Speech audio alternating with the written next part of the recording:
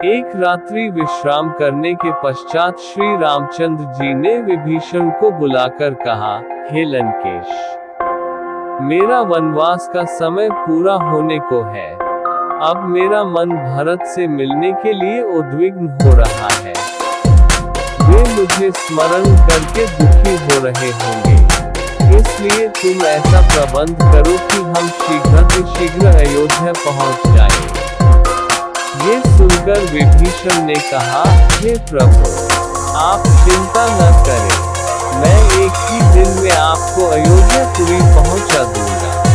वैसे मेरी इच्छा ये थी कि आप कुछ दिन यहाँ रुककर मेरा आतिथ्य स्वीकार करते।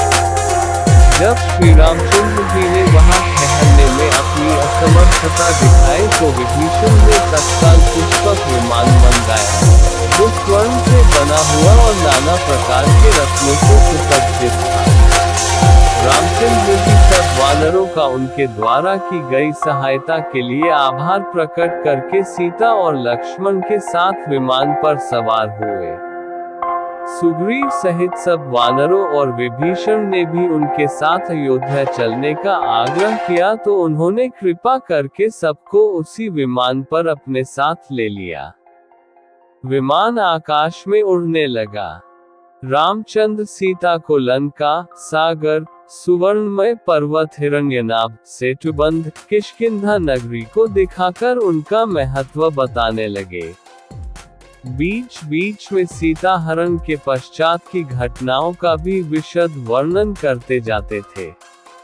जब विमान किष्किंधा नगरी पहुंचा तो वैदेही ने सुग्रीव की भार्या तारा आदि को भी अपने साथ अयोध्या ले चलने का आग्रह किया। रघुनाथ जी ने विमान को वहां रुकवाकर सुग्रीव तथा अन्य युद्धपतियों से कहा कि वे शीघ्र अपने अपने परिजनों को, जो अयोध्या चलने के लिए उत्सुक हों, जाकर ले आए। श्री राम की आज्ञा पाते ही वे सब अपने परिजनों को बुला लाए। फिर विमान अपने गंतव्य की ओर चल पड़ा। विमान चलते ही रामचंद्र ने सीता को ऋषिमुख पर्वत दिखाया जहां उन्होंने सुग्रीव से भेंट की थी। फिर उन्होंने शबरी की कथा सुनाते हुए पंपा दिखाया। जटायु के मरने का स्थान, महात्मा सुतीक्ष्ण तथा शरभ के आश्रम, श्रृंगवेपुर आदि दिखाते हुए भरद्वाज मुनि के आश्रम पर पहुंचे। वहां उन्होंने विमान उतारा। भरद्वाज मुनि के आश्रम में पहुंचकर उन्होंने मुनि को सादर प्रणाम किया और कुशलक्षेम के पश्चात अयोध्यापुरी, भरत तथा माताओं के विषय में सूचनाएं प्राप्त की। फिर उन्होंने हनुमान से कहा, वानरराज, मैं चाहता हूं कि मेरे अयोध्या पहुंचने से पहले तुम अयोध्या जाकर पता लगाओ कि राजभवन में सब कुशल से तो है। तुम श्रृंगवेपुर पहुंचकर वनवासी निषादराज से भी भेंट करो। उनसे तुम्हें अयोध्या का मार्ग भी ज्ञात हो जाएगा। भरत से मिलकर उन्हें हमारा कुशल समाचार देना और यहाँ हुई समस्त घटनाओं से उन्हें अवगत कराना। उन्हें ये भी बता देना कि हम लोग सफल मनोरथ होकर राक्षसराज विभीषण, वानरराज सुग्रीव तथा अन्य मित्रों के साथ प्रयागराज तक आ पहुँचे हैं। साथ ही भरत की मुखमुद्रा का भी सूक्ष्म अध्ययन करना। यदि उन्हें हमारा आगमन अरुचिकर प्रतीत हो तो मुझे सूचित करना। ऐसी दशा में हम अयोध्या से दूर रहकर तपस्वी जीवन व्यतीत करेंगे। तुम शीघ्र जाकर उन्हें सब बातों की सूचना दो। प्रभु की आज्ञा पाकर हनुमान मनुष्य का रूप धारण कर तीव्र गति से अयोध्या की ओर चल पड़े। पहले वे गंगा और यमुना के संगम को पार कर श्रृंगवेपुर पहुँचे और वहीं निषादराज गुह से मिले। उन्हें श्री राम का कुशल समाचार देकर वे परशुराम तीर्थ, वालुकिनी नदी, वावथी, गोमती आदि नदियों को पार करते हुए नंदीग्राम जा पहुँचे। अयोध्या से 1 कोस की दूरी पर उन्होंने चीर वस्त्र और काला मृग चर्म धारण किए हुए दुर्बल भरत को देखा। वे तपस्यारत ब्रह्मर्षि के सदृश दिखाई दे रहे थे। भरत जी के पास पहुंचकर पवन पुत्र हनुमान ने दोनों हाथ जोड़कर उनसे निवेदन किया, देव श्री रघुनाथ जी ने आपको अपना कुशल समाचार कहलाया है और आपका कुशल समाचार पूछा है। आप इस अत्यंत दारुण शोक का परित्याग करें। आप शीघ्र ही श्री राम से मिलेंगे। ये शुभ समाचार सुनकर भरत का हृदय हर्ष से भर उठा। उन्होंने बड़े उत्साह से पवन पुत्र को प्रेमपूर्वक अपने हृदय से लगा लिया और बोले, भैया, तुमने जो मुझे ये प्रिय संवाद सुनाया है, इसके बदले में मैं तुम्हें क्या दूं? मुझे कोई ऐसी वस्तु दिखाई नहीं देती जो तुम्हारी इस शुभ सूचना का उचित उपहार हो सके।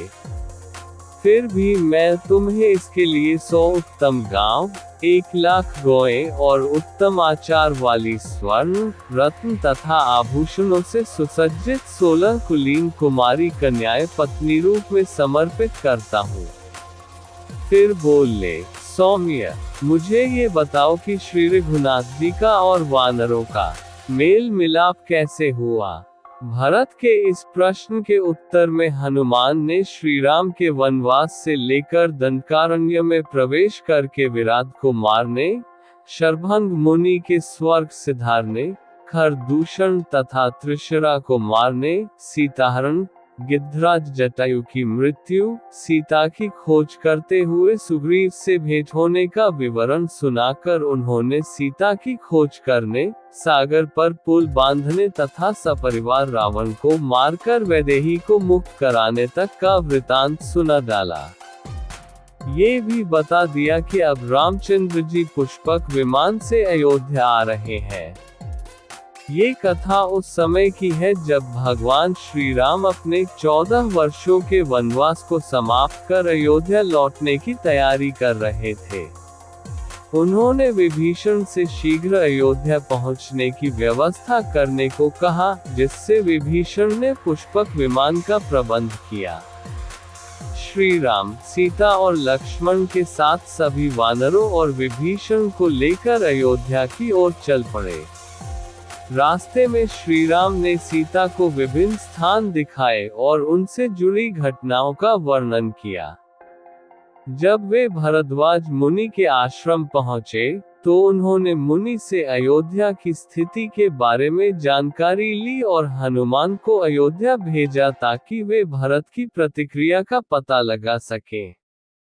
हनुमान तेजी से अयोध्या पहुंचे और वहां उन्होंने तपस्यारत भरत से मुलाकात की। उन्होंने श्री राम के कुशल समाचार के साथ यह भी बताया कि वे जल्द ही अयोध्या पहुंच रहे हैं। इस समाचार से भरत अत्यंत प्रसन्न हुए और हनुमान को उपहार देने की इच्छा प्रकट की।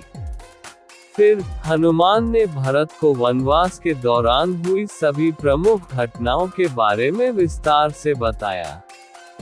अंत में उन्होंने बताया कि रामचंद्र जी पुष्पक विमान से अयोध्या आ रहे हैं, जिससे भरत के हर्ष का ठिकाना नहीं रहा।